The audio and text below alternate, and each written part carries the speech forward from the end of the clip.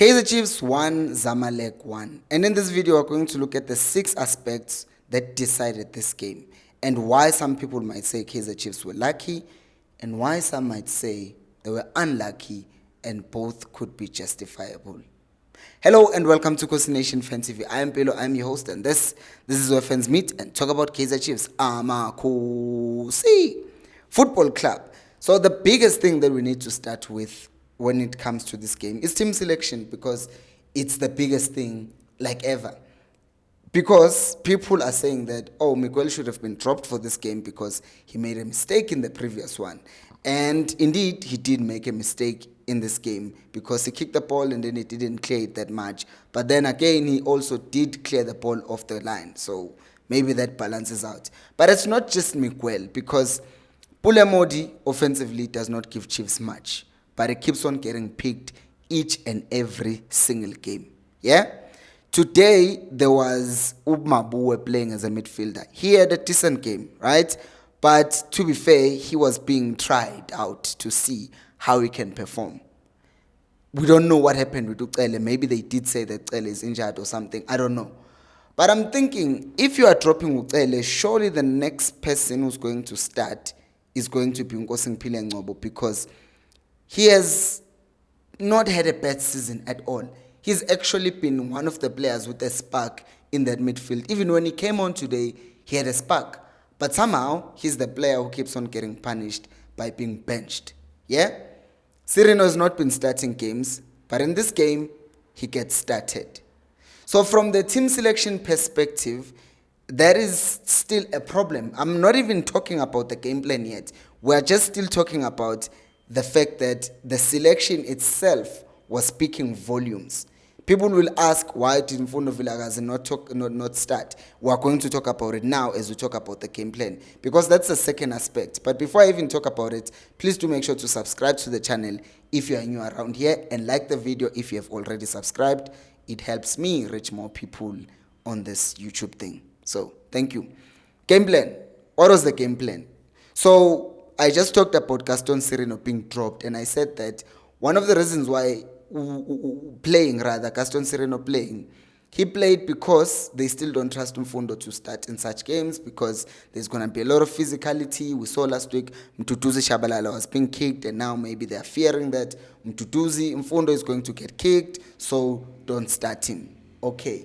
So what is going to be the plan? If you are not playing Mfundo because of physicality, because of how strong he is, what is it going to be your game plan? Are you going to play the ball on the floor and pass it around and then, do the things that you do when you're playing against a team that is bigger than you? Is that what you are going to do, Khalil? No, that's not what they did, because it seemed a lot like Kaizer Chiefs wanted to cross the ball.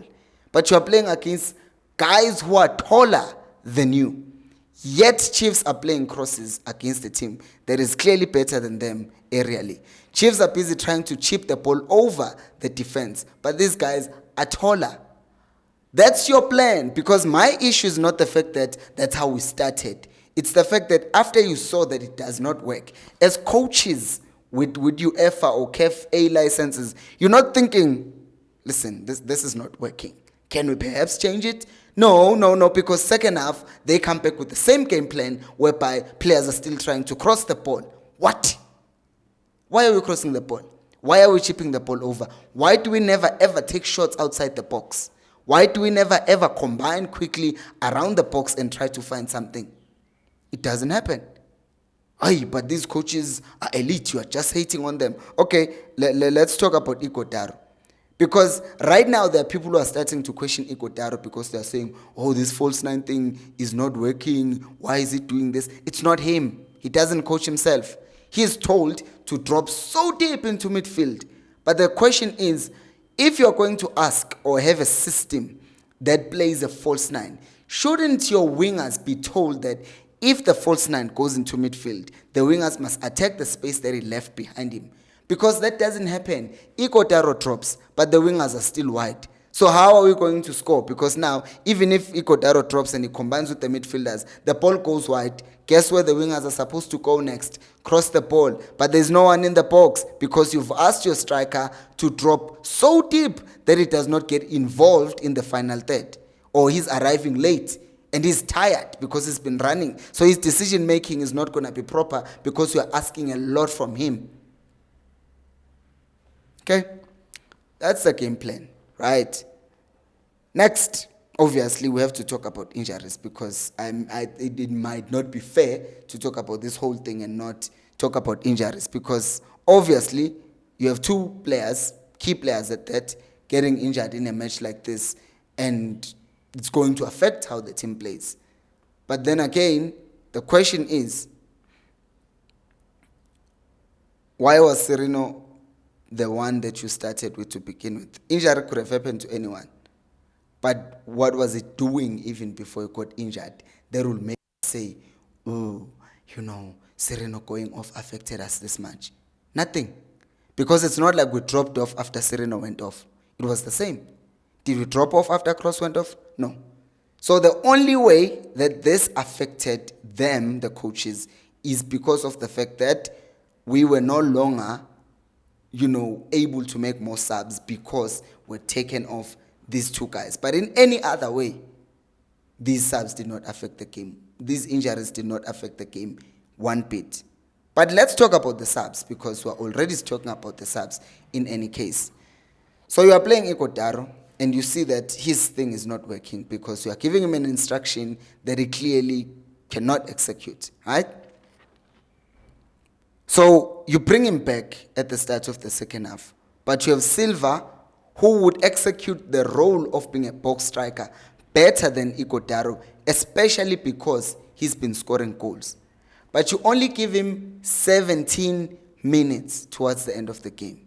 Secondly, if your plan was to take off Ox at some point, and you see that Zamalek have scored and they're now sitting back, and they're into their antics of wasting time.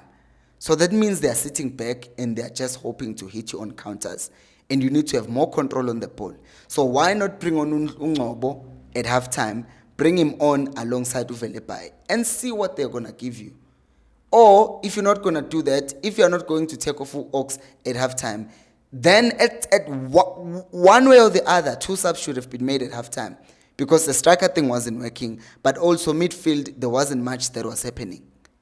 But you make one sub at halftime, and you are giving Abo Silva limited time to perform. Remember, this is the same Silva who has the best conversion rate in South African football currently, but is the one who's getting 17 minutes in this game against Durban City. I think it was 12 minutes. So the man who's scoring goals for you is the one who's getting the least number of minutes. Make that make sense. Silva is always coming on later on in games.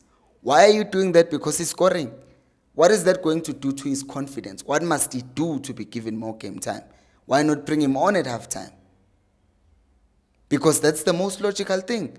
We see that false nine thing is not working. Take off that guy. But you don't do that. Finally, Chiefs were lucky in the end because there's nothing tactical or that was brilliant that the coaches did to earn us a point. Because what happened, Solomons played a cross just like Chiefs were doing the whole game, and then the keeper failed to handle the ball, and then the goal goes in. So, whatever that is still happening at Chiefs, I don't care. Nabi is gone. He's not going to come back. But Chiefs needs to find a coach who knows what he's doing. Not Labantu Laba who are doing a finder, because everything that is there in the structure of the team is still down to what Nabi left. They've not improved or made it any better. It's just the same thing that was there without any improvement. And now teams have figured us out, and we can't continue playing like how we're playing under Nabi because teams watch us and they evolve their game plan to play against us with each and every game that they play. But how did you guys see this game? Not even to mention, I forgot something important. Peterson saved us. How many saves did Peterson make in this game? And you're going to turn around and say the coaches were brilliant? No. Chiefs were able to get a point from this game because Peterson kept us in the game and Solomons created a chance out of nothing, and we're lucky because the keeper made a mistake. Otherwise, that's it. We're just lucky. How did you think of the game? How did you see the game? Zongitshela kuma-comments. Thank you so much for watching, and until next time, remember, ikhosi alipheli umoya.